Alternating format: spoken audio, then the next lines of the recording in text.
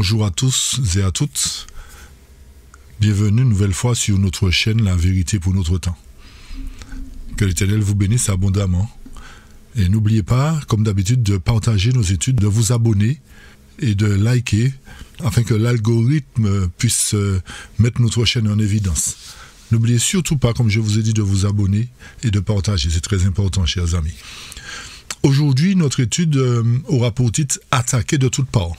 Attaquer de toutes parts. C'est vrai que la dernière fois, nous avons montré que le compte à rebours est lancé et qu'il nous reste que peu de temps pour notre préparation quant au scellement. Et aujourd'hui, nous verrons encore d'autres aspects de ce que le monde nous prépare pour l'avenir concernant effectivement ce nouvel ordre mondial.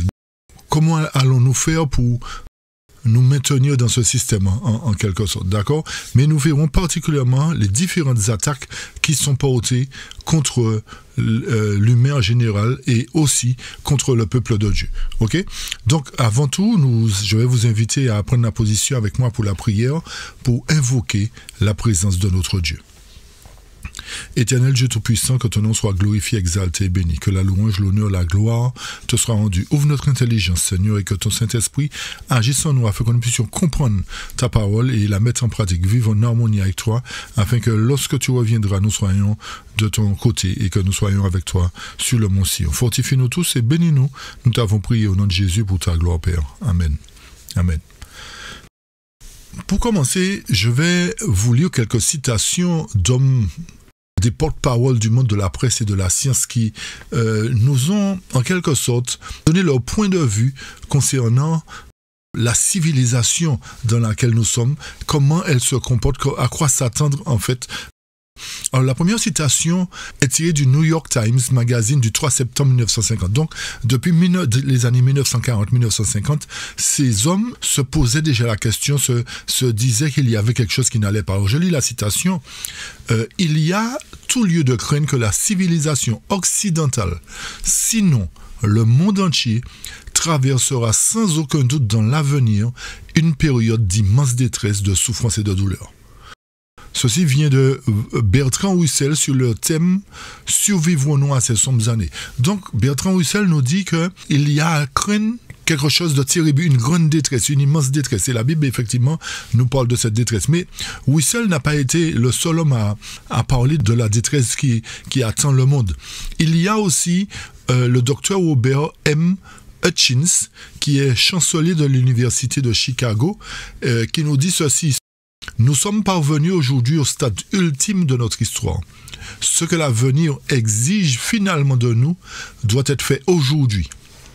Il est très tard, peut-être que le salut ne viendra de nulle part, mais l'écriture sur le mur est suffisamment claire et elle dit à tous les peuples de la terre, unissez-vous ou c'est la mort. Ceci est tiré du Chicago Daily Tribune du 26 mars 1946. Encore une fois, nous voyons que ces hommes ne s'attendaient pas à ce que le monde aille de mieux en mieux, mais de mal en pire. Et cette dernière citation qui nous vient du Los Angeles Examiner du 21 octobre 1945, écrit par H.G. Wells, il nous dit « Les gens découvrent que quelque chose d'effrayant et d'étrange a fait irruption dans la vie. Même les gens peu observateurs trahissent de temps à autre dans leur regard un certain étonnement. Un sens fugitif qui montre que la tournure des événements fait que la vie ne sera plus jamais tout à fait la même. » Et c'est ce que, rappelez-vous que Klaus Schwab avait dit dans une allocution, il avait dit après le Covid que le monde ne serait plus pareil. Okay? Et en 1945, H.G. Wells nous signalait déjà effectivement que le monde ne serait plus pareil. Donc on voit que effectivement ces hommes avaient déjà une vue assez large de ce qui nous attend dans le monde. Et H.G. Wells continue et dit « Faites le tour du monde et réfléchissez à la tournure que prennent les événements. Et vous vous trouverez confronté à un nouvel ordre, jusqu'ici pour l'esprit humain, inimaginable. » Vous vous rendez compte, chers amis? Depuis 1945, ces hommes nous ont averti, particulièrement H.G. Wells, nous a averti que nous serons confrontés à un nouvel ordre. Donc, ces choses sont effectivement planifié depuis des siècles, depuis des années auparavant. Et aujourd'hui, ceci nous montre que nous sommes vraiment arrivés à la fin où ce nouvel ordre mondial sera sur le point de s'établir. Et il continue et dit, je cite, « Les écrivains sont convaincus que nous ne pourrons sortir, ni contourner, ni traverser l'impasse dans laquelle nous sommes. C'est la fin. » C'est vrai que les écrivains mondains peuvent dire cela, mais l'Éternel, qui est Dieu, nous dit que nous n'avons pas à craindre. Si nous sommes de son côté, nous serons épargnés de toutes ces choses. C'est vrai que nous subirons quand même des persécutions, nous subirons certaines choses. Il y aura des moments de famine comme nous l'avons signalé. Mais n'oubliez pas que nous avons montré dernièrement que l'Éternel nous a promis de dresser une table pour nous dans le désert, de nous donner de l'eau. D'accord? Donc, les écrivains peut-être sont convaincus que personne ne pourra en sortir. Mais gloire soit rendue à Dieu, l'Éternel a promis de se lever en ce temps de détresse pour délivrer son peuple. Et son peuple ne représente pas seulement une catégorie de personnes, mais son peuple sera représenté par tous ceux qui l'acceptent comme son sauveur personnel. Alors, à partir de là, ceci nous permet d'entrer dans notre sujet et montrer en quelque sorte que la terre se prépare, le monde se prépare à un événement grandiose. Et nous avions effectivement parlé de cet événement depuis dans plusieurs de nos études.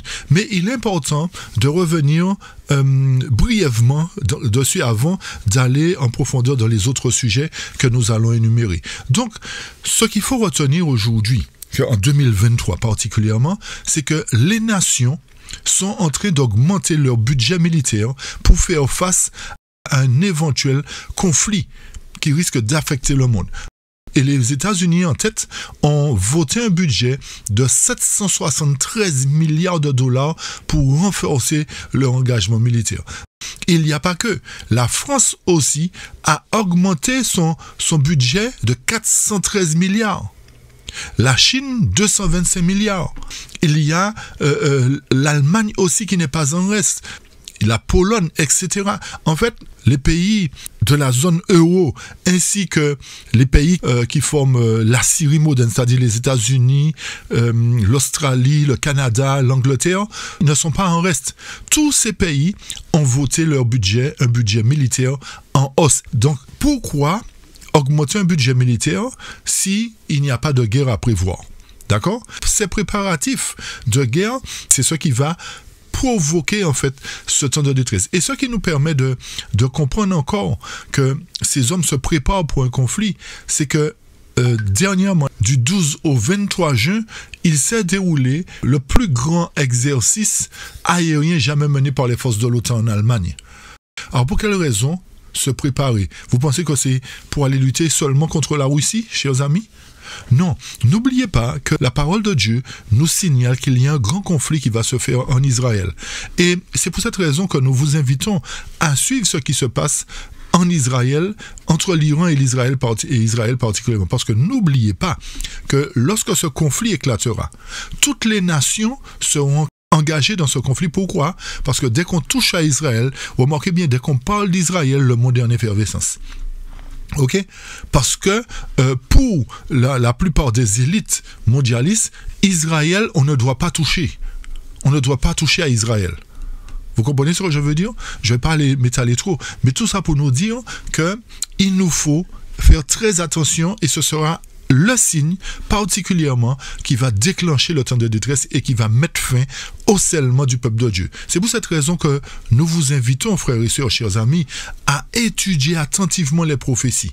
Ne pas les négliger, ne pas faire comme certains qui disent que ces choses ne vont pas s'accomplir ou que c'est à la guerre d'Armageddon ou après les 1000 ans. Non, chers amis. L'Éternel nous donne suffisamment d'informations pour nous prouver que cet événement sera déclenché très bientôt. D'accord? Alors n'oubliez pas que c'est ce qui va marquer la fin du scellement. Donc, c'est pour cette raison que nous insistons sur la notion du scellement. Sur la notion du scellement qui est encore en cours et qui va bientôt se terminer. Donc, il est grand temps pour ceux qui sont endormis, qui ne connaissent pas, de se mettre à l'étude afin de pouvoir, par la parole de Dieu, être scellés, parce que n'oubliez pas que c'est la parole qui nous sert de sceau. D'accord? À travers l'œuvre du Saint-Esprit. Et ce qui nous a permis encore de réfléchir sur ça, de comprendre encore mieux les choses, c'est que le responsable de notre gouvernement a prévu de mettre sur pied un hôpital militaire pour faire face au conflit.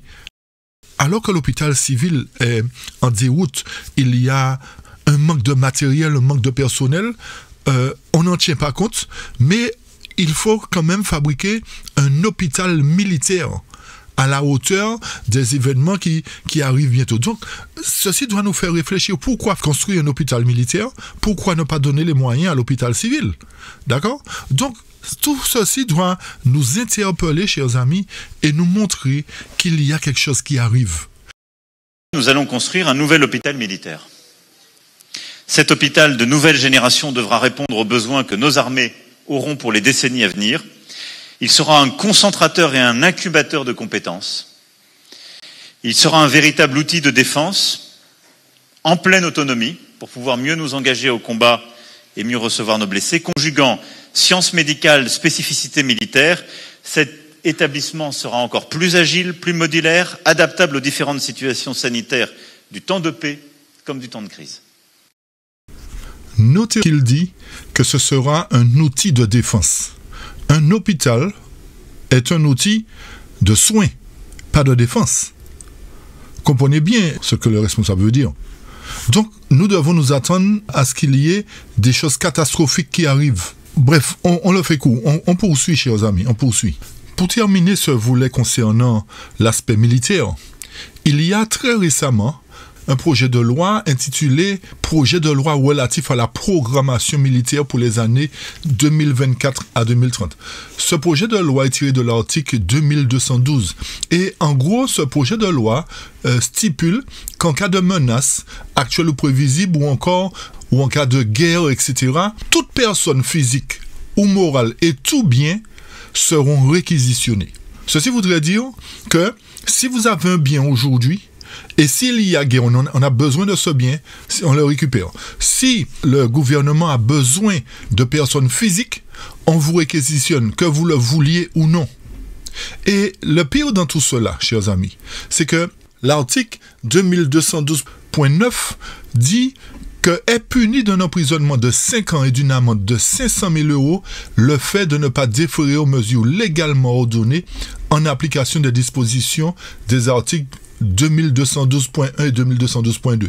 Donc, vous voyez, chers amis, que nous serons amenés dans l'avenir à être réquisitionnés. Si nous ne voulons pas nous plier, si nous ne voulons pas être réquisitionnés, nous ferons 5 ans de prison et nous paierons 500 000 € d'amende. Ceci amène à quoi? Ceci nous permet de comprendre que nous avançons vers des temps difficiles, des temps où nous n'aurons plus droit de faire quoi que ce soit, où le gouvernement fera pression sur nous, aura tous les droits sur nous, sur nos biens, sur nos propriétés, etc.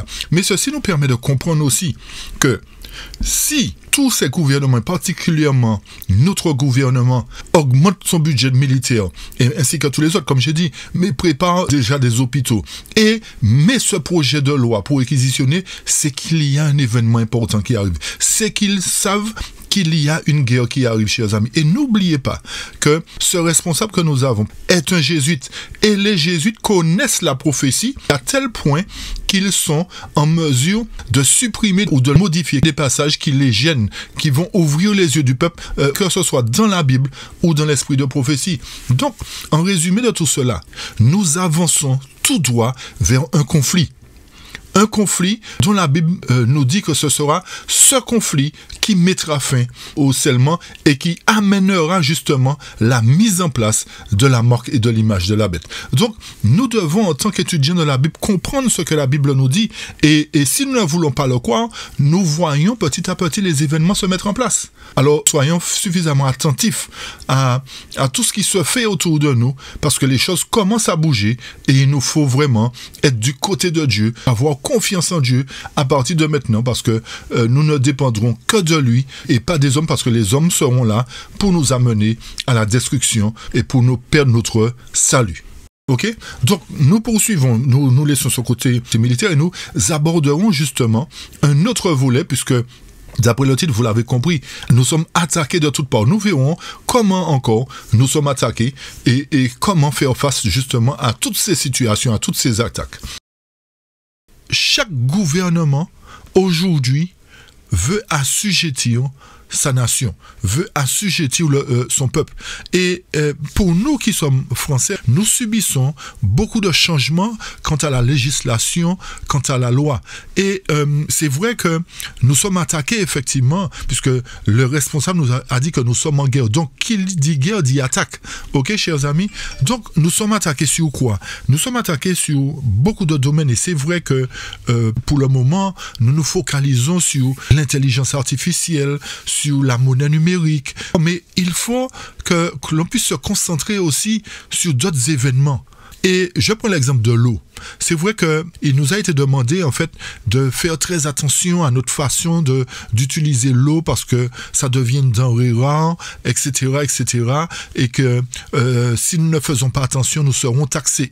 Le gouvernement veut taxer la population sur tout ce qu'il consomme. Et comme nous l'avons montré, même sur le carbone, tout ce que vous allez dépenser. Si vous déplacez trop, on va vous taxer. Si vous mangez trop de viande, on va vous taxer. Si vous buvez trop d'alcool, on va vous taxer. Chers amis, si nous sommes en pénurie d'eau, pourquoi fabriquer des usines pour produire des batteries électriques qui utilisent des millions de litres d'eau pour leur fabrication, pour leur conception? Et on a ouvert une méga factory dans le nord de la France pour concevoir justement ces batteries pour les futures voitures électriques. Et comme je vous ai dit, il faut des millions de litres d'eau pour pouvoir concevoir ces batteries-là. Alors, posez-vous la question. Alors qu'on demande à la population de se restreindre, sinon ils seront taxés, mais en contrepartie, des méga factories sont montées pour gaspiller de l'eau. Le constat, ils sont devenus fous parce que justement, comme le disait Carlos Tavares, c'est un choix politique et non pas industriel. C'est un choix exclusivement politique. C'est assez sidérant. Quand j'ai commencé cette enquête, je me suis demandé ce qui s'était passé dans la tête de ces gens-là, d'une certaine façon. On s'est dit, bon, il faut arriver à l'objectif zéro carbone en 2050. On se gratte un peu la tête, on se dit l'avion, ça va être quand même compliqué, les industries, ça va être compliqué, c'est pas possible. L'agriculture, grosse émission de CO2. Le bœuf, est-ce qu'on va interdire le bœuf en 2035? C'est compliqué. Donc c'est tombé sur la voiture. Voilà, donc c'est tombé sur la voiture. Parce mais que la voiture, c'est simple. Ouais, c'est beaucoup plus simple qu'on ne le pense. Un moteur électrique, il n'y a pas plus simple. Industriellement, moi, ça me fait un peu rire quand j'entends parler d'un défi industriel. Pour les constructeurs, ce n'est pas un vrai défi industriel. C'est assez simple, finalement. Mais si ça répond à l'urgence écologique, c'est quand même pas tout à fait idiot. Le lithium, c'est aussi un problème. Pour faire 1 tonne de lithium, il faut 1 million de litres d'eau. J'ai fait le calcul, pour faire une batterie, il faut la consommation de 500 personnes pendant 1 an d'eau pour faire une batterie. Pour une batterie. Les terres rares, 80% des terres rares détenues par la Chine. Alors on se dit, mais... Emmanuel Macron, il promet de développer les mines de lithium en France. C'est impossible. Ah oui? Alors, moi, je dis que c'est à court terme, mais non, alors, il y a des ressources. Il y a des ressources, mais pourquoi je dis que c'est impossible? À cause du choc écologique que ça représente. On va aller, au moment où on parle de sécheresse dans notre pays, aller consommer des millions de litres d'eau pour transformer de la saumure en lithium. C'est pas possible. Politiquement, c'est impossible à vendre. Je n'y crois pas du tout. Vous comprenez ça? Donc, il nous faut nous poser la question, mais où veut nous mener le gouvernement? Et où veulent nous mener particulièrement les Nations Unies? Où veut nous mener l'OMS? Pour aller plus loin, il faut noter que les médias jouent un rôle pour nous captiver sur certains points, alors qu'il y a d'autres événements importants autour de nous que nous devons considérer. Qu'est-ce que je veux dire par là? C'est vrai que, comme j'ai dit tout à l'heure, on parle d'intelligence artificielle. Tout le monde est focalisé dessus. Tout le monde est focalisé sur la monnaie numérique. Mais il y a un élément important qu'il faut considérer. Et ceci nous amène justement à analyser différentes citations qui proviennent d'un livre écrit par Elisabeth Roth, qui est un professeur et qui écrit dans les plans secrets, c'est-à-dire le manuel des Guidestones. Vous vous rappelez des Guidestones, chers amis? C'est les 3 grandes pierres qu'on avait présentées dernièrement et sur lesquelles était inscrit que nous devons éradiquer la population, les ramener à 500 millions, etc., etc. Donc, nous détaillerons certains points. Nous n'allons pas nous appuyer sur tout, mais nous détaillerons certains points. Je voudrais que nous nous arrêtions sur les points en jaune particulièrement. D'accord? Les autres, vous allez lire, vous allez comprendre que c'est ce qui est en vogue aujourd'hui. Mais les points en jaune nous disent ceci. Nous promettons de trouver un antidote dans de nombreux domaines et nous les nourrirons avec plus de poison. Cette notion de nourrir avec plus de poison, c'est vrai que nous avons entendu que bientôt, par rapport à l'empreinte carbone, ils vont éradiquer des vaches, etc. Mais en contrepartie, ils ont prévu de nous donner des insectes à manger. Mais, mis à part ces insectes, chers amis, nous devons considérer les aliments que nous achetons au supermarché. Et même les fruits et les légumes que nous consommons aujourd'hui. Parce que l'ennemi va nous attaquer aussi par l'alimentation. Vous avez bien compris ce que j'ai dit? L'ennemi va nous attaquer par l'alimentation. Et ils disent, nous les nourrirons avec plus de poison. Dans beaucoup de publicités, on nous montre des glaces, on nous montre des friandises, des choses de ce genre, pour nous amener à consommer. Et dans tous ces aliments, il y a ce qu'on appelle de l'aspartame, du glutamate, etc., etc. C'est-à-dire des additifs alimentaires qui détruisent nos facultés mentales. Vous comprenez bien ce que je dis? Dans l'alimentation aujourd'hui, ils ont trouvé le moyen d'introduire des additifs pour nous détruire, pour nous empoisonner. Et c'est ce qu'ils disent. Et ils disent, les toxines seront absorbées par la peau et leur bouche, détruisant quoi? Leur cerveau et leur système reproducteur. Vous vous rappelez? Les Guidestones, ramener à 500 millions, détruire le système reproducteur, c'est-à-dire ne plus enfanter, ne plus mettre des enfants au monde. Les toxines, nous disent-ils, seront cachées dans tout ce qui les entoure. Seront comment? Cachées. C'est-à-dire que si on ne cherche pas aujourd'hui, on ne peut pas savoir. Parce que ce sera très subtil. Dans ce qu'ils boivent, mangent, respirent et portent. Donc, nous voyons que dans la boisson, il y a des problèmes. Dans l'alimentation, il y a des problèmes. Dans ce que nous respirons, il y a des problèmes à travers les chemtrails, ce qu'on appelle les chemtrails, c'est-à-dire les traînées que les avions lâchent. Je n'ai jamais connu dans mon jeune âge des avions qui lâchaient des traînées comme ça. C'est depuis quelques années que les avions quadrillent le ciel avec toutes ces traînées. Et dans ces traînées, il a été prouvé par des scientifiques que ces traînées, ce sont des traînées toxiques. Et ils vont aussi nous captiver avec des images amusantes et des musiques. Et on leur apprendra que les poisons sont bons. Donc c'est ce que je disais, les publicités aujourd'hui, remarquez bien que beaucoup de publicités sont sur l'alimentation et sur les médicaments. Donc on nous rend malade, mais on nous dit en contrepartie, voilà tel médicament qui convient pour telle chose. Vous voyez ce que je veux dire? Il nous faut être suffisamment alerte pour comprendre que nous sommes attaqués aussi dans l'alimentation. Mais notez, chers amis, que l'attaque, je veux le préciser, ne viendra pas seulement du monde. Mais l'attaque viendra aussi à un moment donné de nos propres frères dans la foi. Et c'est ce que nous allons toucher tout à l'heure dans le volet spirituel. Donc il nous faut comprendre que nous sommes attaqués par le monde, oui, mais que nous serons attaqués par ceux de l'intérieur. Ok? Par ceux de l'intérieur. Donc, il est temps pour nous de comprendre que nous devons revenir à une alimentation saine. Et c'est vrai qu'on parle de végétarisme aujourd'hui, on parle de végétalisme, etc., etc. Mais il nous faut comprendre que ces hommes ont un but. C'est de détruire l'humanité à travers l'alimentation. Donc, même en achetant des produits alimentaires qui sont, entre guillemets, végétariens ou bio, il y a aussi ces ajouts d'aspartame, de glutamate et de toutes sortes de substances nocives. Des nitrates de sodium, etc., nitrates de potassium, du mannitol, etc., de l'acide chlorhydrique, du polyéthylène, etc. La plupart des aliments aujourd'hui sont bourrés de ces produits qui nous rendent malades. Parce que le but de ces hommes, n'oubliez pas, c'est de nous rendre malades. Ok? Et qu'est-ce qu'ils disent encore? Nous prendrons leurs enfants avec ce qu'ils aiment, le sucré. N'est-ce pas qu'aujourd'hui, on nous incite à manger beaucoup de sucre? N'est-ce pas ce que nous voyons? Les bonbons, les glaces, les friandises, comme j'ai dit, quand leur capacité d'apprendre aura été réduite, vous avez compris ça, chers amis? C'est-à-dire, à travers le sucre, les capacités d'apprendre sont réduites. Et qu'est-ce que la servante du Seigneur nous dit? Dans Conseil sur la nutrition et les aliments au paragraphe 528, la parole nous dit, nous ne devrions pas prendre l'habitude de mettre en bouche des choses qui sont malsaines pour notre corps, même si nous les aimons. Pourquoi? Parce que nous sommes la propriété de Dieu. Donc l'ennemi qui sait que nous sommes la propriété de Dieu fait tout, met tout dans l'alimentation pour nous détruire. Vous avez une couronne à conquérir, un ciel à gagner et un enfer à fuir. Ainsi, au nom du Christ, je vous demande, aurez-vous vu briller devant vous les rayons purs et clairs de la lumière pour vous en détourner et ensuite disant, j'aime ceci ou j'aime cela?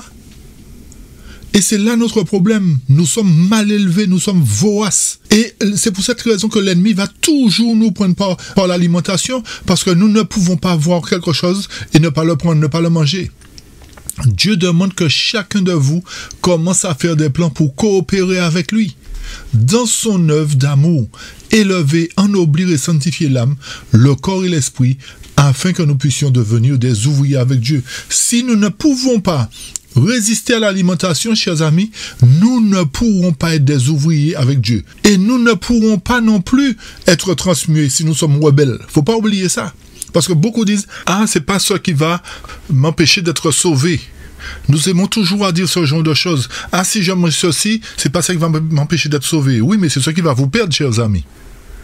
C'est ça qui va nous perdre. Parce que la parole de Dieu ne ment pas. Si nous sommes le temple du Saint-Esprit, nous devons en prendre soin. Et l'ennemi fait tout pour détruire ce corps, pour que nous soyons porte-à-faux avec l'Éternel. Et aujourd'hui, effectivement, nous voulons pour la plupart aller à la campagne. Nous disons que oui, c'est le moment d'aller à la campagne. Oui, c'est ce que la parole nous dit. Mais à quoi ça sert d'aller à la campagne et toujours aller dans les supermarchés acheter les cochonneries que nous trouvons? Vous comprenez ce que je veux dire? Si nous allons à la campagne, chers amis, c'est pour avoir une hygiène de vie, pour nous préparer à être transmués. Vous me suivez? À être transmués. Parce que l'Éternel nous dit que nous devons avoir un esprit saint dans un corps saint. Ceci nous amène à considérer le corps de Dieu comme étant quelque chose de précieux. Et nous revenons sur leur citation. Ils nous disent, nous créerons des médicaments qui les rendront encore plus malades et qui causent d'autres maladies. N'est-ce pas ce que nous vivons aujourd'hui? Pour lesquels nous créerons encore plus de médicaments, utiliserons notre pouvoir pour les rendre dociles et faibles. Vous avez compris ça, chers amis? Dans l'alimentation, il y a de quoi nous rendre dociles et faibles. Mais aussi, je dirais, à travers l'intelligence artificielle et à travers ce qui a été fait dernièrement, les injects, vous voyez ce que je veux dire? Les nanoparticules qui ont été implantées seront contrôlables à travers l'intelligence artificielle, seront contrôlables à distance, c'est-à-dire qu'on va agir sur notre cerveau à travers l'intelligence artificielle pour nous pousser à faire telle ou telle chose. Vous comprenez ça, chers amis? Et ils poursuivent et disent, ils grandiront en étant déprimés, lents et en surpoids. Nous les distrairons par l'impudicité, les plaisirs et les jeux. Ils feront ce que nous leur dirons. S'ils s'opposent, nous trouverons des moyens d'utiliser dans leur vie, écoutez bien, des technologies qui changent la conscience. C'est ce que je viens de vous dire. Vous avez compris ça? Donc, chers amis, nous sommes vraiment en guerre. Mais nous sommes attaqués plus particulièrement de toutes parts à travers ces mondialistes, à travers ce groupe d'individus qui conduit le monde aujourd'hui, dirigé par Satan, veut nous assujettir, faire qu'un maximum de personnes soient perdues sans connaître Christ. Et soient perdues aussi en agissant n'importe comment, en ne prenant pas soin de ce corps qui est le temple du Saint-Esprit. Donc, l'appel est lancé aujourd'hui, chers amis, de nous rappeler que notre corps est le temple du Saint-Esprit et que désormais, nous devons à nous appliquer, nous faire violence par la grâce de Dieu à rejeter tout aliment malsain, à apprendre à cuisiner aujourd'hui les choses saines. Et si par mégarde, nous ne sommes pas sûrs d'un aliment, l'Éternel a si bien fait les choses qu'il a pourvu, il a préparé des choses dans le but d'enlever les pesticides qui sont introduits dans les aliments. Et je parle du charbon. Nous en avions déjà parlé dans nos premières études du charbon. Peut-être que beaucoup n'ont pas fait attention ou peut-être pris ça à la rigolade. Mais le charbon aujourd'hui, chers amis, c'est quelque chose que chacun de nous devrions avoir chez nous. D'accord? Si toutefois on vous empoisonne, vous prenez du charbon, ça annule l'effet du poison. Donc le charbon aujourd'hui a une faculté d'absorber les pesticides, les produits toxiques dans certains aliments. C'est pour cette raison que en tant qu'enfant de Dieu, il nous faut connaître ces choses. Lorsque vous achetez des fruits ou des légumes, avant de les consommer, mettez-les à tremper 30 minutes à 1 heure dans du charbon. Et tous les ajouts qui sont dans ces produits seront éliminés. Et à force d'utiliser le même morceau de charbon, à un moment donné, vous verrez qu'il devient brillant. Ceci voudrait dire que le charbon est saturé en produits chimiques, il faut le jeter, il faut le remplacer. Vous avez bien compris? Donc l'Éternel a pourvu, et je me rappelle de ça, concernant cette affaire de chlordécone aux Antilles. Et ça n'a pas fait grand bruit. Ils ont dit ça une fois, et je pense qu'on leur a dit de se taire. Ils ont dit que pour éradiquer le chlordécone dans la terre, ça va coûter cher, mais il y a le moyen de l'éradiquer à travers le charbon. Prendre du charbon et mélanger à la terre. Ils ont dit ça une fois, mais personne n'a fait attention à ça. Personne n'a fait attention à ça. Donc, ils savent ce qu'il faut faire. C'est pour cette raison que je vous invite à vous munir de charbon chez vous. Non seulement charbon pour mettre à tremper les aliments, mais du charbon pour pouvoir consommer. Parce que je me rappelle, en fait, chers amis, j'avais un chien qu'on a empoisonné, pourtant mon chien était attaché. Et en retournant du culte, l'Éternel a permis qu'on puisse se rendre compte que le chien était sur le point de mourir. Ce qu'on a fait tout de suite, on a pris du charbon, on a mélangé avec du lait, on a ouvert sa gueule, on lui a versé ce mélange, et à l'instant où il a ingurgité ce charbon et ce lait, il a vomi le poison, il est resté en vie des années après. Donc, chers amis, le charbon a une propriété et il nous faut avoir ce charbon concernant notre alimentation. D'accord? Donc, c'est un aspect, en fait, que nous devons considérer. Comme j'ai dit, chers amis, c'est une attaque portée sur l'alimentation. Et n'oubliez pas comment l'ennemi a séduit nos premiers parents à travers l'alimentation. Et c'est pour cette raison que nous devons être vigilants concernant l'alimentation aujourd'hui. Nous devons être suffisamment vigilants. Et je me rappelle dans le temps, lorsque certains frères prônaient l'alimentation saine, on les ridiculisait, on les traitait de fanatiques, etc. Mais c'est aujourd'hui qu'on voit le résultat. C'est aujourd'hui qu'on voit le résultat. Et comme je vous ai dit, l'Éternel nous avait avertis. Mais malheureusement, nous sommes un peuple au cou raide. Nous sommes un peuple têtu. Nous ne voulons pas apprendre. Pourquoi? Parce que nous sommes sûrs de connaître tout, de savoir tout. Nous nous appuyons sur la science. Et malheur aujourd'hui à celui qui s'appuie sur la science et non sur la parole de Dieu, parce qu'il aura à pleurer bientôt. Mais ceci ne s'arrête pas là, chers amis. L'attaque ne s'arrête pas là aujourd'hui. L'attaque touche aussi nos enfants. L'attaque touche aussi nos enfants au point qu'aujourd'hui, à travers ce qu'on appelle la théorie du genre, on amène nos enfants à reconsidérer leur conception, on va dire, reconsidérer s'ils sont bien dans leur corps, s'ils ne sont pas bien dans leur corps, etc. Et ce qu'il faut retenir, c'est pour cette raison que c'est une attaque, chers amis. On les prend dès leur plus jeune âge. Alors que la parole de Dieu nous a dit, instruis l'enfant dès son jeune âge. Vous avez compris ça? Donc, on pervertit nos enfants dès leur plus jeune âge pour que lorsqu'ils deviendront grands, ils soient pervertis, ils soient des pervers, ils soient adonnés à toutes sortes de vices, toutes sortes de choses malsaines. Aujourd'hui, à travers l'éducation, les enfants sont instruits dès l'âge de 5 ans sur la sexualité. De 5 à 10 ans, ils sont instruits sur la sexualité. Vous comprenez la situation, chers amis? Alors qu'à notre époque, alors peut-être qu'on va dire nous sommes vieux jeux, etc. Mais vaut mieux être vieux jeu et être préservé. Vous comprenez ce que je veux dire? Donc, il y a une attaque portée contre nos enfants aujourd'hui. Et il faut qu'en tant que parents, nous soyons vigilants. C'est pour cette raison que je vous invite à lire Message à la jeunesse pour nous préserver de toutes ces choses. Relisez ces livres, chers amis, que l'Éternel a mis à notre disposition. Et aujourd'hui, nous devons veiller à ce que lorsque nos petits-enfants ou nos enfants en bas âge reviennent de l'école, leur demander qu'est-ce qu'ils ont appris à l'école, qu'est-ce qu'ils ont fait à l'école. Parce que l'ennemi utilise la scolarité aujourd'hui, utilise la scolarité pour influencer nos enfants, pour leur donner une autre orientation. Et malheureusement, pour certains, vous avez constaté que ceux qui aujourd'hui enlèvent leurs enfants de l'école pour les empêcher d'entendre ces abominations, les enfants leur sont enlevés et sont mis dans des foyers d'accueil. Ne voyez-vous pas qu'il y a quelque chose d'incohérent dans ce qui se passe aujourd'hui? Ne voyez-vous pas, chers amis, que l'ennemi essaie d'attaquer de toutes parts? Ne voyez-vous pas que même nos enfants sont attaqués aujourd'hui? Écoutez ces deux petits reportages. Vous comprendrez la situation à laquelle nous sommes confrontés aujourd'hui. Guide à l'éducation, à la vie sexuelle et affective. Un guide bientôt distribué à des enseignants qui donneront des animations dans les écoles. Certains passages font polémique, comme ceux sur l'identité de genre ou encore l'envoi de sextos. Résumé du débat signé Nicolas Loïc et Gaëtan Guillon. Premier passage polémique. Il concerne les enfants dès 5 ans. L'enfant peut prendre conscience que son identité de genre peut ne pas correspondre à celle assignée à la naissance, homme ou femme. Pour plusieurs pédopsychiatres, ces sujets sont abordés bien trop tôt.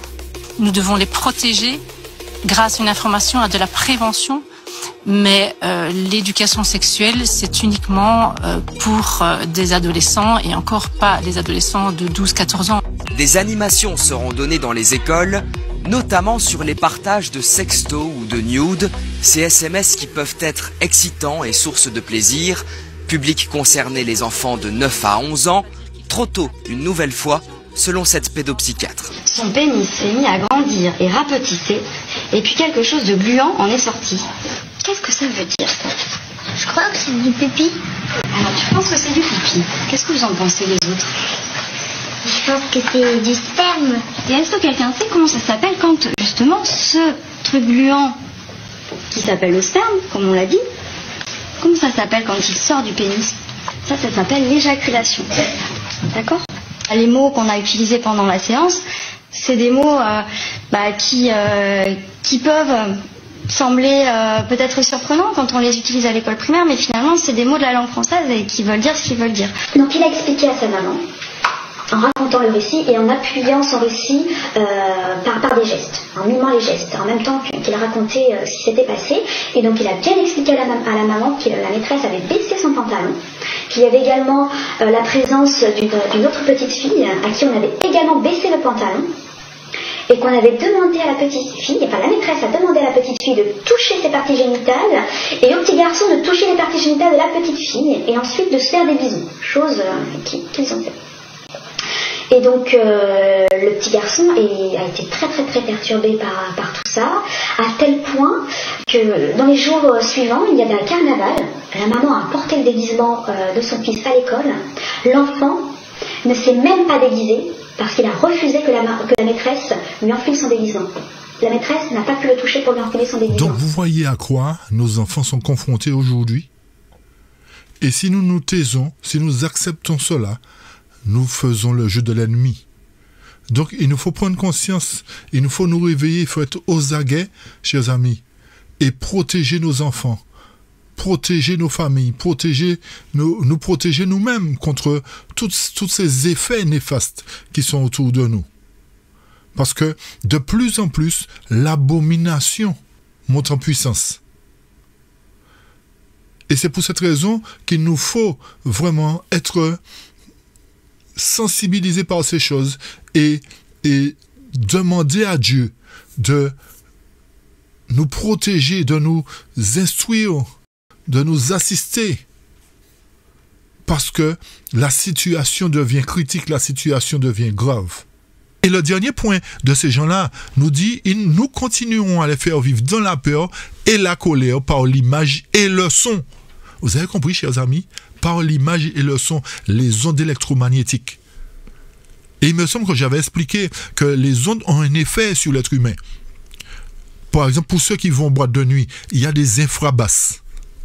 Des infrabasses. Et ces infrabasses-là agissent sur notre système et nous poussent à faire des choses qui ne sont pas correctes. Et quand on boîte de nuit, chers amis, si vous saviez ce qu'il y avait dans les boîtes de nuit, pour avoir installé du matériel de sonorisation dans les boîtes de nuit, quand vous devez passer dans les faux plafonds, vous voyez des choses abominables. Il y a des choses maléfiques dans les plafonds. Il y a des choses maléfiques dans certaines pièces que vous ne devez pas entrer. Vous comprenez ce que je veux dire? Donc, nos jeunes ne connaissent pas ces choses parce qu'ils ne sont pas informés. Ah, ils vont s'amuser. Oui, on va s'amuser. Mais vous vouez votre âme au diable parce qu'il y a un pacte qui a été fait dans ces boîtes de nuit.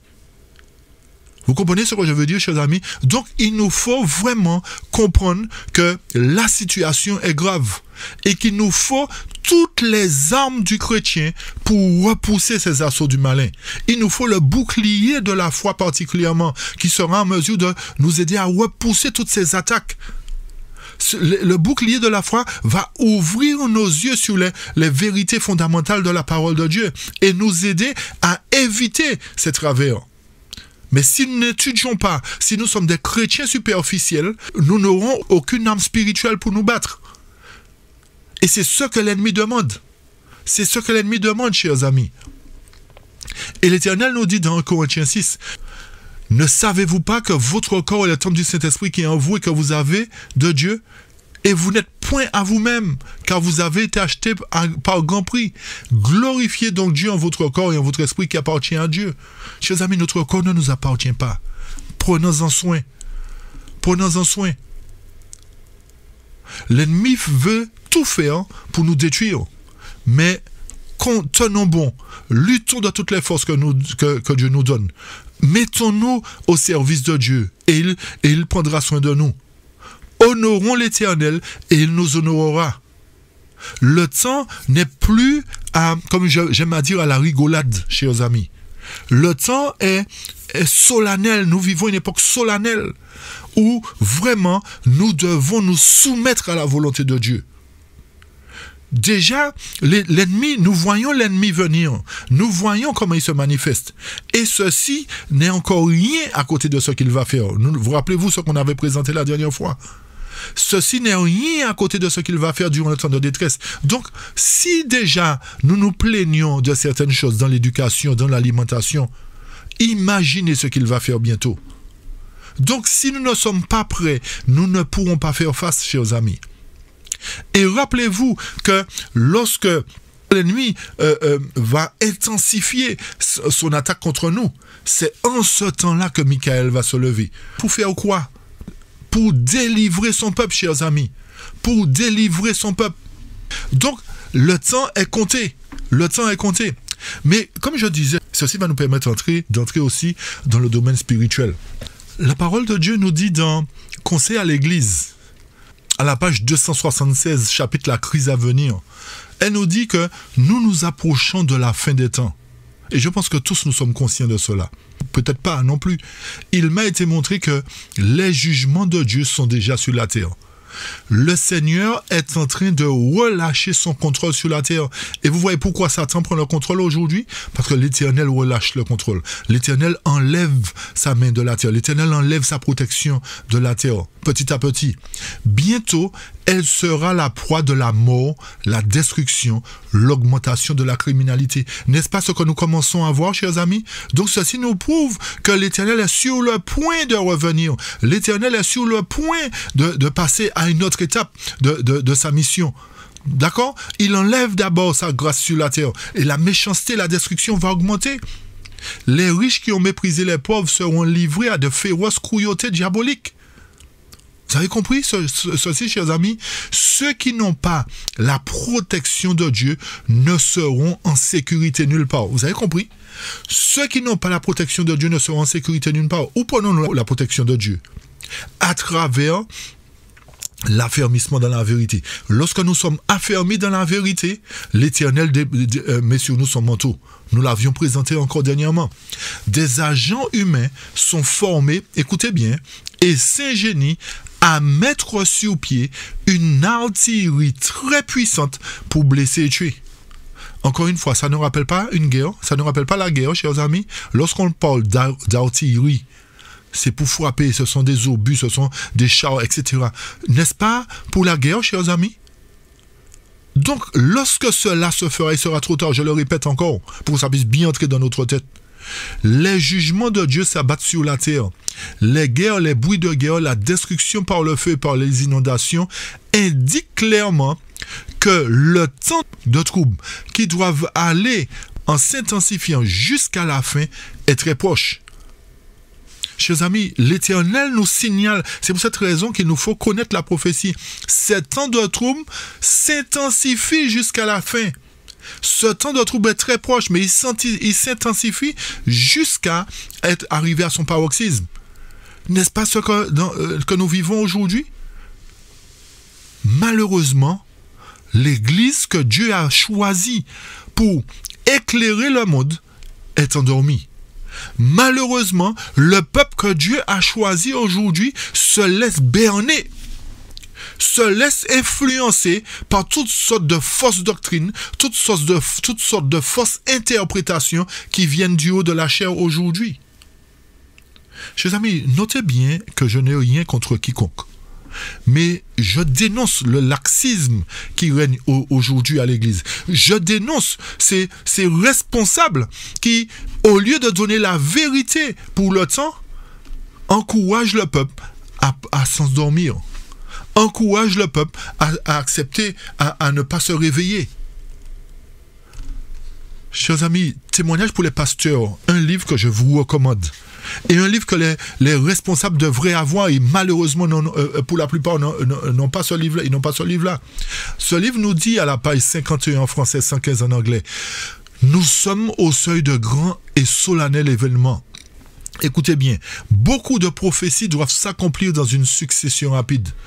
Tout élément de puissance doit être mis en action. L'histoire passée se répétera. De vieux conflits ressurgiront à une nouvelle vie et le danger assiégera qui? Les enfants de Dieu partout. Donc, nous devons nous attendre à ce que le peuple de Dieu soit attaqué de partout. La violence est en train de prendre possession de la famille humaine. Encore une fois, nous le voyons. Toutes les choses qui sont sur la terre en sont imprégnées. Étudiez l'Apocalypse en relation avec Daniel parce que l'histoire se répétera. Quelle histoire qui se répétera? Vous vous rappelez de la persécution au 1er siècle? C'est ce qui va se répéter. Mais gloire soit rendue à Dieu, chers amis. Pourquoi? Parce que cette fois-ci, le peuple de Dieu sera triomphant. Le peuple de Dieu, nous l'avons prouvé dernièrement par A plus B, que le peuple de Dieu ne passera pas par la mort, contrairement aux apôtres qui ont subi la mort, contrairement aux premiers chrétiens qui ont subi cette mort. Le peuple de Dieu sera triomphant parce que c'est par ce peuple de Dieu, le premier groupe du peuple de Dieu, que le monde verra qu'il y a un Dieu qui existe, que le monde sera, que le système de la bête et de son image sera renversé. C'est par ce peuple de Dieu, à travers le grand cri, à travers la prédication pure de l'évangile, je dis bien la prédication pure de l'évangile, pas une prédication mélangée d'erreurs, mais une prédication pure, puissante, qui amènera le monde entier à se réveiller et à prendre position pour l'Éternel. Et le texte nous dit, nous, avec tous nos avantages religieux, devrions savoir aujourd'hui beaucoup plus que ce que nous savons. Mais malheureusement, ce n'est pas le cas. Alors que nous avons tout. L'Éternel nous a tout donné, tous les livres de l'esprit de prophétie avec la Bible, mais nous nous arrêtons sur ce que les hommes nous disent. Et nous allons comprendre tout à l'heure, dans quelques instants, pourquoi je dis ça. Pourquoi je dis ça? Toujours témoignage pour les pasteurs. Le texte nous dit, nous avons besoin d'une étude plus approfondie de la parole de Dieu. Pourquoi l'Éternel nous dit ça? C'est parce qu'il sait que nous n'approfondissons pas la parole. Les livres de Daniel et de l'Apocalypse doivent surtout recevoir notre attention comme jamais auparavant dans l'histoire de notre œuvre. C'est vrai qu'il y a de ceux qui l'étudient, mais qui tordent le sens malheureusement. Qui sont surtout sur... Ils voient partout la papauté. partout, dès qu'on voit bête dans l'Apocalypse, c'est papoter. Et malheureusement, c'est là que nous nous trompons. Pourquoi? Nous allons le comprendre, je vais l'expliquer. Le texte nous dit justement par rapport à ça, nous pouvons avoir moins de choses à dire sur certains thèmes en relation avec la puissance romaine et la papauté. Pause, qu'est-ce que cela veut dire? C'est parce que nous nous focalisons trop sur la papauté et la puissance romaine. C'est ce que le texte nous dit, chers amis. Nous n'inventons rien, le texte est écrit, noir sur blanc. Donc, aujourd'hui, on a l'impression que tout, c'est la papauté. La papauté a une bosse, on fait un sermon dessus. La papauté a eu mal au ventre, on fait un sermon dessus. La papauté a changé de voiture, on fait un sermon dessus. La papauté, chers amis, l'Éternel nous dit dans sa parole que nous pouvons avoir moins de choses à dire sur ces thèmes en relation avec la puissance romaine et la papauté. Mais, il nous dit, mais, nous devons attirer l'attention sur ce que les prophètes et les apôtres ont écrit sous l'inspiration du Saint-Esprit de Dieu. Qu'est-ce que les prophètes ont écrit d'autres, chers amis? Qu'est-ce que les apôtres ont écrit d'autres? De vivre en conformité avec Dieu, ça c'est déjà un. D'accord? De se conformer à la parole. 2. De mettre en pratique les prophéties, de ne pas mépriser les prophéties. Les prophéties ne s'arrêtent pas à la papauté. L'Apocalypse, tout le livre de l'Apocalypse ne contient pas que des sujets sur la papauté, chers amis. Daniel et l'Apocalypse nous amènent à comprendre qu'il y a un jugement qui va se faire très bientôt dans la maison de Dieu. Selon 1 Pierre 4, 17. Le jugement va commencer par la maison de Dieu. Le jugement ne se fera pas au retour de Jésus, mais au début du temps de détresse, chers amis, lorsque Michael va se lever pour séparer l'ivraie du bon grain. L'ivraie et le bon grain sera séparé au début du temps de détresse pour mettre en évidence un peuple puissant, un peuple pur qui proclamera un évangile pur, un évangile puissant pour renverser ce système. Sinon, qui c'est qui va le renverser, chers amis? Qui va renverser ce système? L'Éternel s'est choisi des hommes et des femmes pour le représenter sur terre. Et il prendra possession de ce peuple fidèle comme il a pris possession des apôtres. Et lorsqu'ils avaient commencé à prêcher, chers amis, c'était 3000 âmes qui étaient sauvées. C'était 4000 âmes qui étaient sauvées. C'était 5000 âmes qui étaient sauvées. Mais l'Éternel nous dit que dans la dernière heure de l'histoire du monde, ce sera une grande foule qui sera sauvée par le moyen de 144 000 personnes qui seront purifiées, qui sortiront de la dernière église parce qu'ils se seront conformés à la parole de Dieu. Malheureusement, l'ennemi est tellement subtil, nous fait croire que nous n'avons pas à nous appliquer à comprendre le sujet des 144 000 et utilise des théologiens pour nous tromper et nous faire croire que si nous ne sommes pas dans les 144 000, nous pouvons faire partie de la grande foule. Mais comme j'ai dit, chers amis, qui sont ceux qui proclament le message des 3 anges? N'est-ce pas ceux qui font partie de la dernière église de la Odyssée? Ils observent quoi? Le sabbat. D'accord? Donc, le message qui doit être proclamé au monde très bientôt, c'est le message des 3 anges et de l'autre ange. Vous me suivez? Donc, si nous ne faisons pas partie du premier groupe, nous ne pouvons pas faire partie du deuxième groupe, parce qu'ils ne connaissent pas le message des 3 anges. Vous me comprenez, chers amis? Donc, l'Éternel nous dit que nous devons nous focaliser sur l'étude des prophéties et ne pas nous arrêter sur la puissance romaine et la papauté comme nous le faisons, comme certains prédicateurs le font en boucle aujourd'hui. Non, chers amis, ça c'est le travail de l'ennemi. Ça c'est le travail de l'ennemi. Puisque l'Éternel nous dit dans sa parole, heureux celui qui lit et ceux qui entendent les paroles de la prophétie, qui gardent les choses qui y sont écrites, car le temps est proche. Chers amis, l'Éternel nous fait comprendre que l'étude de la prophétie est importante. Mais malheureusement, encore une fois de plus, nous n'y portons pas attention. Ce point-là, c'est pour nous dire encore, c'est pour nous montrer encore, chers amis, comment l'ennemi nous attaque. Comment l'ennemi nous attaque de l'intérieur. L'ennemi utilise aujourd'hui un système théologique pour nous éloigner de la vérité. Ça, c'est une attaque aussi, chers amis. Et aujourd'hui, pour être pasteur, pour avoir ce titre honorifique, il nous faut passer par des écoles de théologie. Mais que nous dit la parole au sujet de cette théologie? Conseil aux éducateurs, aux parents et aux étudiants à la page 306 nous dit « Jusqu'à un certain point, la théologie aussi, telle qu'elle est enseignée, n'est quoi? Écoutez bien, n'est qu'une revue de spéculation humaine et ne réussit qu'à faire quoi? Qu'à obscurcir le dessein de Dieu par des propos dénués de connaissance. Vous avez compris, chers amis, ce que la parole nous dit concernant la théologie? La théologie n'est qu'une revue de spéculation humaine qui réussit à faire quoi? À obscurcir les desseins de Dieu par des propos dénués de connaissance. Donc, lorsqu'aujourd'hui, nos responsables vont faire école de théologie pour avoir leur pastorat, n'est-ce pas des spéculations qu'ils veulent vomir sur la chair?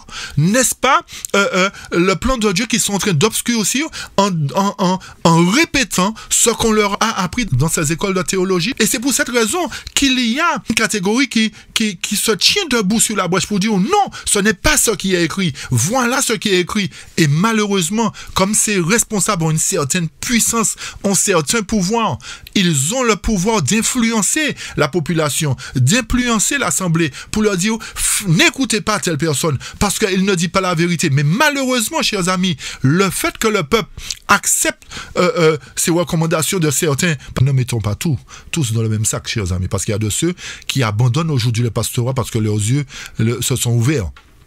Mais notez bien que le travail de l'ennemi aujourd'hui, c'est de nous attaquer à travers la théologie, de nous attaquer à travers les faux discours de ces gens qui ont enseigné la théologie, qui ont été enseignés par la théologie, dans le but d'obscurcir les desseins de Dieu. Relisez attentivement, chers amis. Le texte poursuit et nous dit: trop souvent, ce qui inspire l'accumulation de nombreux ouvrages n'est pas tant le désir de nourrir son esprit que l'ambition de connaître les philosophies et les théologiens et de présenter le christianisme en termes recherchés. Vous avez compris ça? Donc, on nous fait voir le christianisme sous une certaine forme. Oui, pour comprendre Jésus, il faut faire ceci, il faut aller... Mes chers amis, les vérités fondamentales sont bafouées. Puisque le texte vient de nous dire qu'on réussit à travers la théologie d'obscurcir le dessein de Dieu. Ceci voudrait dire quoi? Ceci voudrait dire que le peuple reste dans les ténèbres. Parce qu'ils sont enseignés avec de la mauvaise nourriture. Ils sont nourris avec la mauvaise nourriture. Et c'est pour cette raison qu'Ézéchiel 36 nous dit, de mémoire, que l'Éternel va s'en prendre au berger. Parce qu'il s'engraisse de la nourriture du troupeau. Il prive le troupeau de nourriture. Chers amis, analysez bien la parole de Dieu pour comprendre que l'ennemi nous attaque de l'intérieur.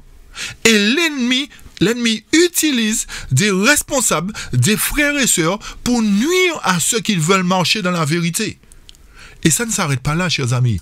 Tragédie des siècles à la page 37 nous dit: sans se lasser, Satan s'efforce de diriger nos regards vers les hommes plutôt que Dieu.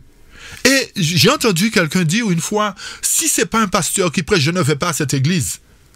N'est-ce pas malheureux d'entendre ce genre de choses, chers amis? Comme si les pasteurs auraient la science infuse.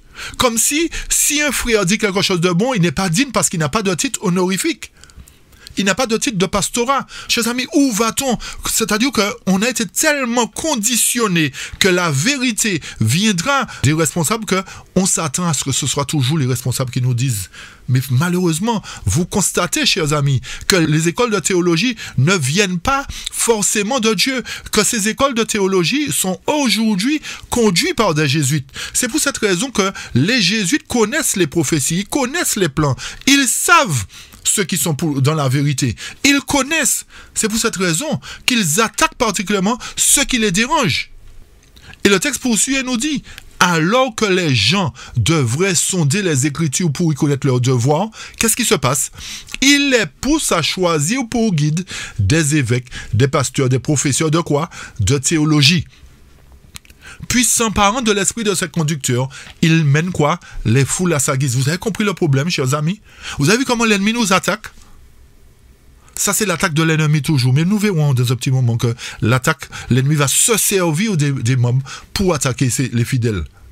Donc, nous ne devons pas nous arrêter sur des pasteurs. Ne devons plus nous arrêter sur des professeurs de théologie. Ah, oui, c'est le doyen de la faculté de ceci. Nous n'avons rien contre l'homme en lui-même sur cette plateforme. Mais nous dénonçons le travail qui est fait, qui empêche au peuple de parvenir à cette connaissance qui va le sauver. C'est ce que nous dénonçons aujourd'hui, parce que la parole de Dieu nous amène à dire ce qu'il y a à dire. l'Éternel nous demande d'être des réparateurs de brèches, de ne pas rester là dans le silence. Parce que si nous restons dans le silence, le peuple va mourir au faute de connaissance. Donc l'Éternel permet aujourd'hui que la vérité soit proclamée pour que chacun puisse prendre position pour la vérité. Ceci ne veut pas dire, comme nous avons dit dernièrement, que nous devons abandonner le bateau. Parce que l'Éternel est le maître du bateau. Il laisse faire un moment, mais il va reprendre le gouvernail en main pour nous conduire au bon port. Pour le moment, les hommes font ce qu'ils veulent parce qu'ils sont conduits par l'ennemi. L'Éternel regarde du haut des cieux pour voir la méchanceté des hommes, pour voir ce que les hommes font. Mais lorsqu'il se lèvera, il dira, c'en est fait, c'est fini. Je reprends les choses en main et je vais sauver ceux qui me sont fidèles, ceux qui m'ont fait confiance, ceux qui ne se sont pas appuyés sur la théologie, sur les pasteurs, sur les évêques, mais qui se sont appuyés sur ma parole. Et il est temps aujourd'hui, chers amis, de nous appuyer sur la parole de Dieu avant qu'il soit trop tard. Ministère de la guérison nous dit, beaucoup pensent que pour se préparer à l'évangélisation, il est essentiel d'acquérir une connaissance étendue des écrits historiques et théologiques. Encore une fois, la théologie n'est pas une bonne chose, chers amis. Ils supposent que ceux-ci les aideront à proclamer l'évangile. Mais leurs études laborieuses des opinions humaines, chers amis, c'est quoi? La théologie, c'est quoi?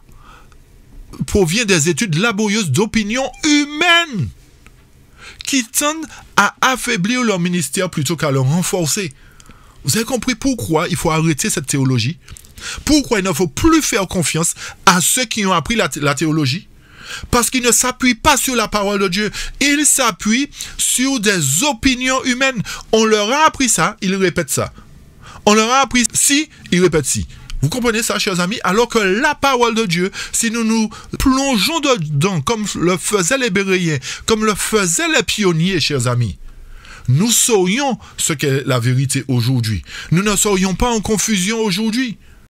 Le texte poursuit nous dit, quand je vois des bibliothèques garnies d'ouvrages volumineux sur l'histoire et la théologie, je pense, pourquoi dépenser tant d'argent pour un pain qui ne nourrit pas?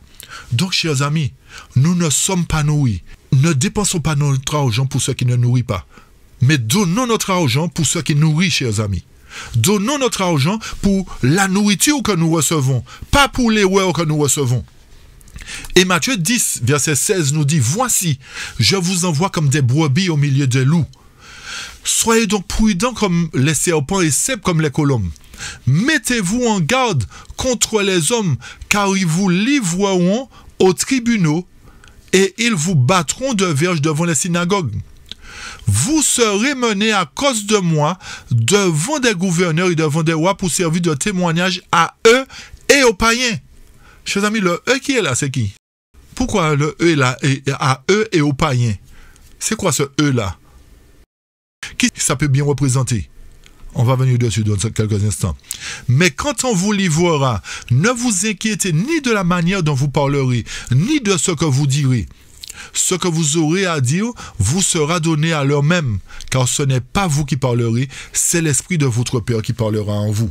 L'Éternel nous promet, nous dit que bientôt nous serons amenés devant les tribunaux. Et lorsque nous lisons ce texte, chers amis, nous pensons que c'est seulement le monde qui va nous amener devant les tribunaux. Non!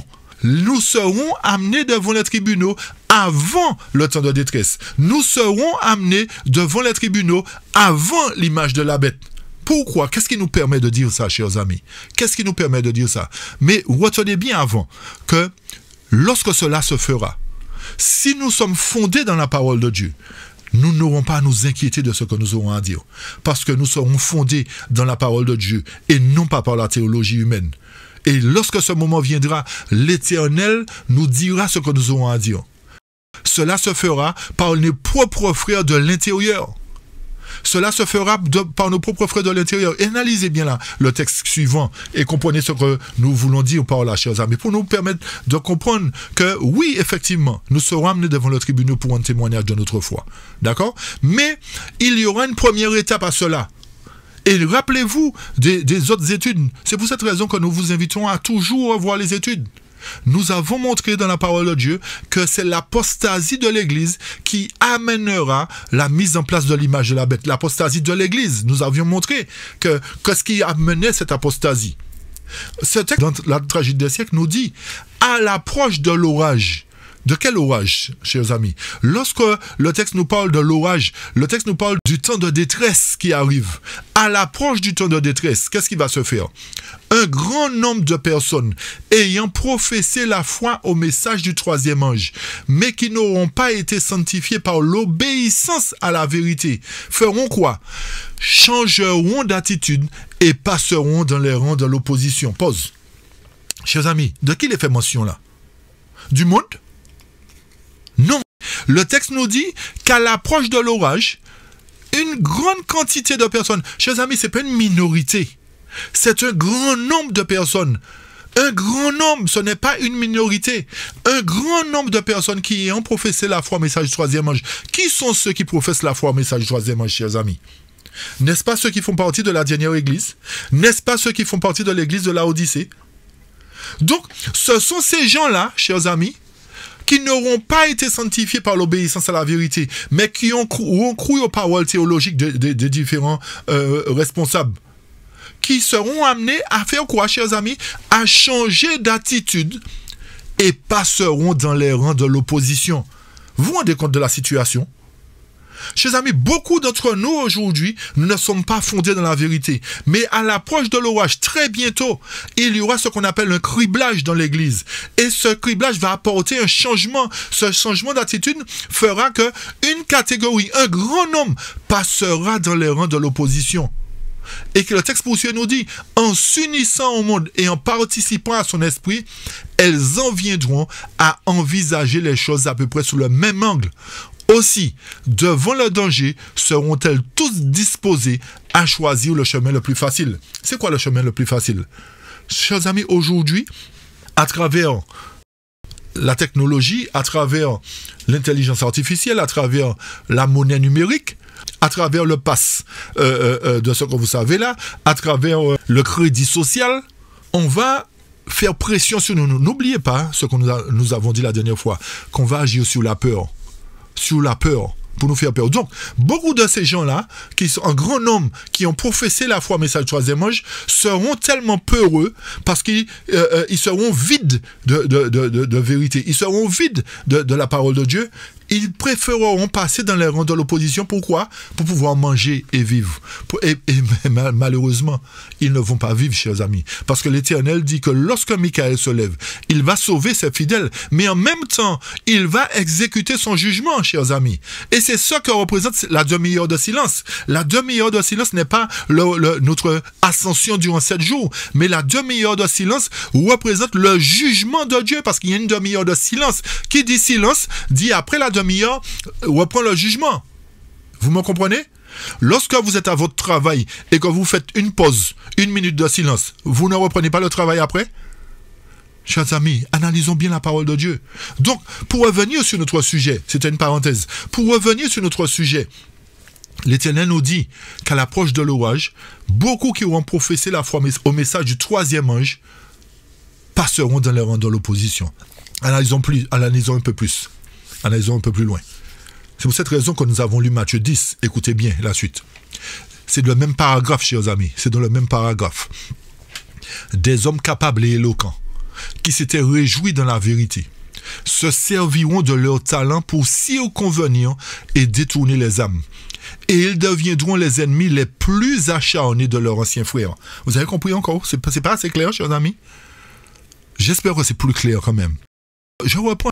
Des hommes capables et éloquents qui s'étaient réjouis dans la vérité, qui étaient contents quand ils étaient baptisés de dire « Ah, j'ai trouvé la vérité », etc. Se serviront de leur talent parce qu'ils sont de bons prédicateurs. On aime à les suivre. On aime à suivre telle ou telle personne parce qu'il est éloquent. Si vous faites des fautes de français, on ne vous aime pas parce qu'on dit « Ah, il connaît rien, il se fait trop de fautes de français, etc. » Mes chers amis, l'Éternel nous dit que beaucoup se serviront de leur talent pour circonvenir et détourner les âmes. Et ils deviendront les ennemis les plus acharnés de leurs anciens frères, chers amis. Ils ont professé quoi au message des trois anges? Mais reniant ce qui en fait la force. Et le texte poursuit et nous dit, quand des observateurs du sabbat seront traînés devant les tribunaux pour y rendre raison de leur foi, ces apostats, véritables agents de Satan. Qui dit apostat dit apostasie, chers amis. Donc, lorsqu'on parle d'apostasie, on a montré que l'Église va apostasier. C'est ce grand nombre de personnes dans l'Église qui va apostasier, qui va passer dans les rangs de l'opposition, qui va amener la minorité des frères et sœurs qui sont ancrés en Jésus-Christ devant les tribunaux. D'accord? Donc l'attaque viendra aussi de l'intérieur. L'ennemi nous attaque à droite et à gauche, mais l'ennemi va se servir des gens de l'intérieur pour attaquer, pour emmener devant les tribunaux ceux qui étudient diligemment la parole de Dieu, ceux qui dénoncent le péché de l'Église, ceux qui appellent à une réforme, à un réveil, ceux qui avertissent qu'il y a un jugement dans la maison de Dieu qui va se faire très bientôt. Ceux qui disent qu'il y a un scellement et que le scellement est tout près de se terminer, ces gens-là seront combattus par la majorité. Et le texte nous dit, je reprends, quand des observateurs du sabbat seront traînés devant les tribunaux pour y rendre raison de leur foi, ces apostats, véritables agents de Satan, seront les plus empressés à les accuser, à les calomnier et à leur aliéner les sympathies des juges par leurs mensonges et leurs insinuations. Souvent, nous avons cette impression que les ennemis les plus acharnés de la vérité seront ceux du dehors. Mais écoutons attentivement ce que la parole nous dit. Dans Message choisi, volume 1, page 145.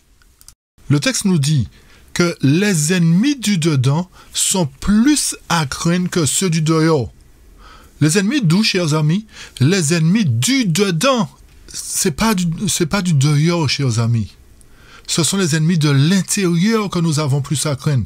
Le texte poursuit et nous dit, les obstacles qui s'opposent à la force et au succès viennent beaucoup plus de l'Église elle-même que du monde. Vous avez compris pourquoi nous avons plus à craindre des ennemis de l'intérieur? Parce qu'ils sont censés connaître la vérité. Et c'est eux qui feront plus de mal. Les incroyants ont le droit d'attendre que ceux qui font profession d'observer les commandements de Dieu et d'avoir la foi en Jésus fassent plus que toute autre catégorie de personnes pour promouvoir et honorer la cause qu'ils représentent. Vous vous rendez compte que les croyants attendent de nous la lumière? Par une vie conséquente, par un exemple pieux, par une influence active, ils attendent ça de nous. Mais combien de fois les prétendus défenseurs de la vérité ont été le plus grand obstacle à son avancement? Et c'est une réalité. L'ennemi est entré dans l'Église aujourd'hui. En cultivant l'incrédulité, en exprimant des doutes et en se complaisant dans les ténèbres, on invite la présence des mauvais anges, on ouvre la voie aux artifices de Satan. Chers amis, combien c'est malheureux de constater que l'Église qui doit être la lumière du monde, une catégorie de personnes plus précisément, va s'opposer à ceux qui proclament la vérité. Alors que le monde gît dans les ténèbres du dehors, on va se battre entre nous à l'intérieur. Pourquoi? Parce que Satan a pris possession de l'Église. Mais l'Éternel est puissant. L'Éternel va se lever pour reprendre les choses en main. Il va reprendre les choses en main par l'intermédiaire de ce peuple fidèle qui sera amené devant les tribunaux. Alors, notre but, c'est de faire partie, de lutter, même si on nous rejette aujourd'hui, même si on nous pointe du doigt, on nous critique. Mais restons fermement attachés à la vérité, car c'est la vérité qui nous affranchira. L'Éternel tiendra compte de ça et nous sauvera.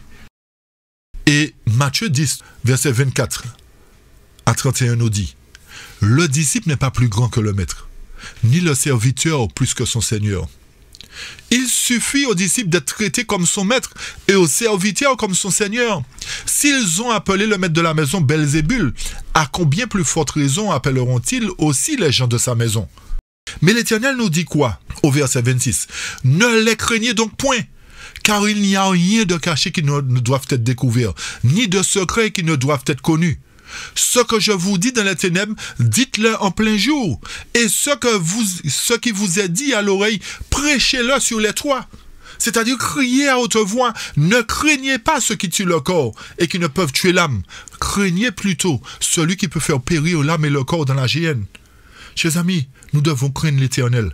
Quand nous parlons de craindre l'Éternel, nous devons être soumis à l'Éternel, chers amis.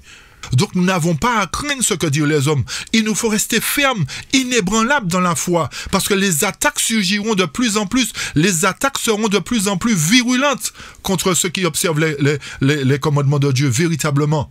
Donc nous n'avons pas à craindre. L'Éternel nous dit, ne vantons pas de passereaux pour un sou, cependant, il n'en tombe pas un à terre sans la volonté de notre Père. Donc, si quelque chose doit nous arriver, chers amis, à travers cette attaque, ce sera la volonté de Dieu. Pourquoi je dis ça? Parce qu'avant le temps de détresse, nous serons vulnérables. Mais lorsque le temps de détresse se fera, lorsque le jugement se fera, nous ne serons plus vulnérables. Nous serons irrépréhensibles, invulnérables, parce que nous serons comme une armée puissante, prête pour le combat. Et le texte, verset 30, nous dit, « Et même les cheveux de votre tête sont tous comptés. Ne craignez donc point, vous valez plus que beaucoup de pasteurs. » Je dis Amen, Alléluia. Parce que l'Éternel nous a dit qu'il ne nous abandonnera pas, qu'il ne nous délaissera pas lorsque ce criblage arrivera. Et qu'est-ce que ce criblage véritablement, chers amis? Qu'est-ce que ce criblage véritablement? Nous lirons d'abord bien comprendre, conseil à l'Église. Chapitre, le temps de crible, page 274. Oh, quel jour ce sera pour nous, un temps de criblage, où Dieu passera au crible tous ceux qui se disent ses enfants, c'est-à-dire ceux qui professent le croire au message choisi-moi, mais qui passent dans les rangs de l'opposition. Les justes côtoieront les infidèles, jusqu'au jugement, je dirais. Ceux qui ont reçu une grande lumière et qui n'ont pas marché selon celle-ci recevront des ténèbres à la mesure de la lumière qu'ils ont rejetée. C'est grave, chers amis. Nous devons tenir compte des instructions suivantes contenues dans la parole de Paul. Mais je traite durement mon corps, et je le tiens assujetti de peur d'être moi-même rejeté après avoir prêché aux autres. L'ennemi travaille avec ardeur et persévérance, cherchant qui il pourra ajouter à sa liste d'apostats. Vous avez compris encore cette affaire d'apostats, chers amis? Il y a des frères et sœurs qui vont apostasier dans l'église, mais l'ennemi fait quoi? Cherche qui il pourra ajouter à sa liste. Plaise à Dieu qu'aucun de vous qui écoutez ces études ne soyez des apostats, ne changiez de camp et ne deveniez des apostats.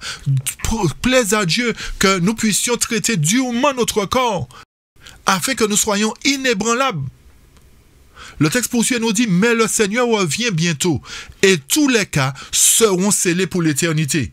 Chers amis, n'oubliez pas que ce n'est pas au retour de Jésus que le scellement se terminera. Le scellement se termine pour passer au jugement. D'accord? C'est-à-dire que ceux qui sont marqués c'est ceux qui sont scellés. Et une fois qu'ils sont jugés, ils sont dignes d'être avec Dieu, de représenter Dieu et de proclamer la vérité avec puissance. Parce que si l'ennemi, n'oubliez pas que si l'ennemi redouble de force pendant notre temps de détresse, il faut qu'il y ait un peuple qui lui tienne la dragée haute, qui soit en face de lui pour lui dire, il est écrit, tu te tais Satan au nom de Jésus-Christ, parce que l'Éternel nous a rendus victorieux et nous renverserons ton système au nom puissant de Jésus-Christ. Et c'est pour cette raison que nous avons marché en harmonie avec Dieu, parce que l'Éternel nous avait promis de nous rendre plus que vainqueurs, de faire de nous une armée qui soit belle comme la lune, pure comme le soleil, terrible comme des soldats sous la bannière. Donc aujourd'hui, Satan, nous n'avons pas à te craindre au nom de l'Éternel, parce que l'Éternel est notre force, l'Éternel est notre puissance. La parole nous dit, ceux dont les œuvres sont en accord avec la lumière qui leur a été gracieusement offerte, tiendront à ses côtés. Alors donc, chers amis, il y a un criblage qui arrive bientôt pour ceux qui ne se sont pas conformés. Et premier écrit, page 270, pour terminer, nous dit « Je demandais ce que signifiait le criblage que j'avais vu. On me répondit qu'il était causé par le conseil du témoin fidèle, véritable, à l'église de Laodicée. » À quelle église? La dernière église. Donc, beaucoup rejetteront ce conseil, chers amis. Le texte nous dit « Ce conseil aura son effet sur le cœur de celui qui le reçoit. » Il amènera à exalter la vérité, pas l'erreur, chers amis. Ce conseil va exalter la minorité du peuple de Dieu, à exalter la vérité. Quelques-uns ne l'accepteront pas, ils le combattront. Et c'est ce qui produira le criblage parmi le peuple de Dieu. Vous avez compris, c'est quoi, chers amis? C'est le fait de rejeter la vérité qui produira le criblage. Deux groupes se formeront au sein de l'Église. Deux groupes se formeront. Un groupe qui suit les recommandations de Dieu et un groupe qui suit les recommandations de l'ennemi à travers la théologie, à travers toutes les suppositions humaines. j'ai vu que le témoignage du véritable n'a été écouté qu'à moitié.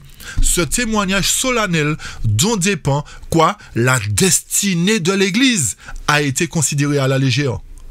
Sinon, tout à fait méprisé. C'est la faute de qui? C'est la faute de qui? De ceux qui enseignent, chers amis. Il doit produire, c'est-à-dire ce conseil, doit produire une sérieuse repentance. Tous ceux qui le reçoivent vraiment s'y conformeront et seront purifiés. Vous avez compris?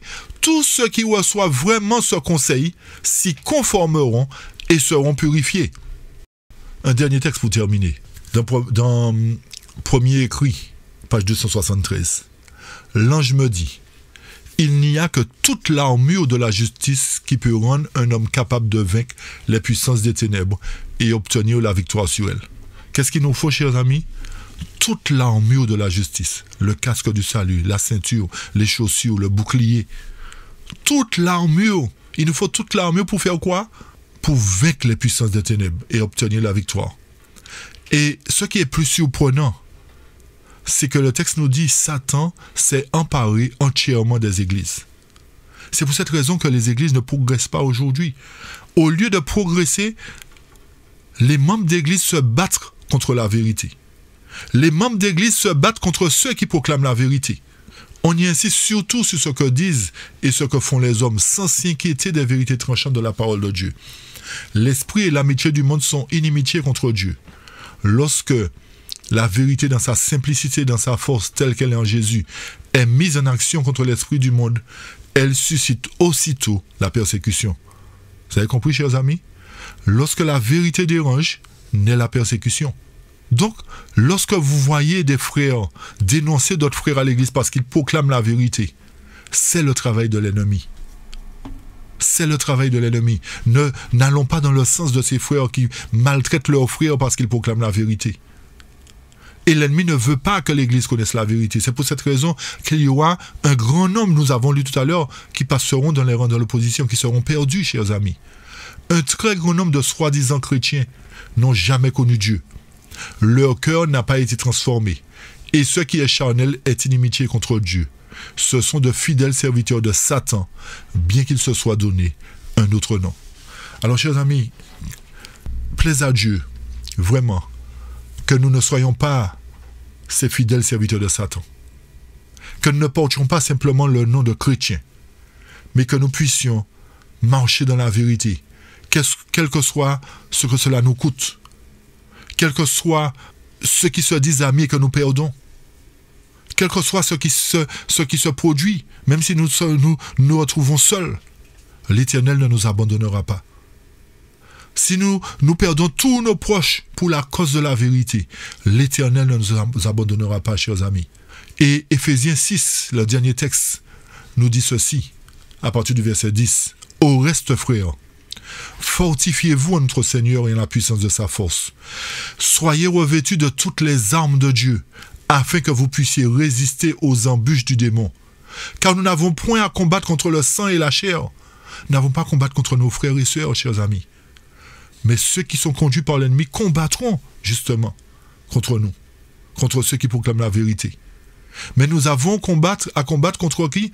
Contre les principautés, contre les puissances, contre le système qui prend en place, c'est ça les principautés, contre les puissances, contre les mêmes systèmes, contre les seigneurs du monde, ceux qui conduisent ce monde-là dans les ténèbres, gouverneurs des ténèbres de ce siècle, contre les malices spirituels qui sont dans les lieux célestes. C'est pourquoi, encore une fois, verset 13, prenez toutes les armes de Dieu, chers amis. Prenons toutes les armes de Dieu, afin que nous puissions résister aux mauvais jours, résister au temps de détresse, et après avoir tout surmonté, demeurer ferme. Que la paix et la grâce de Dieu soient sur chacun de nous, chers amis, et que désormais, nous puissions marcher à genoux, car le temps touche à sa fin. Que la grâce et la paix de l'Éternel soient sur chacun de vous. Amen. Amen.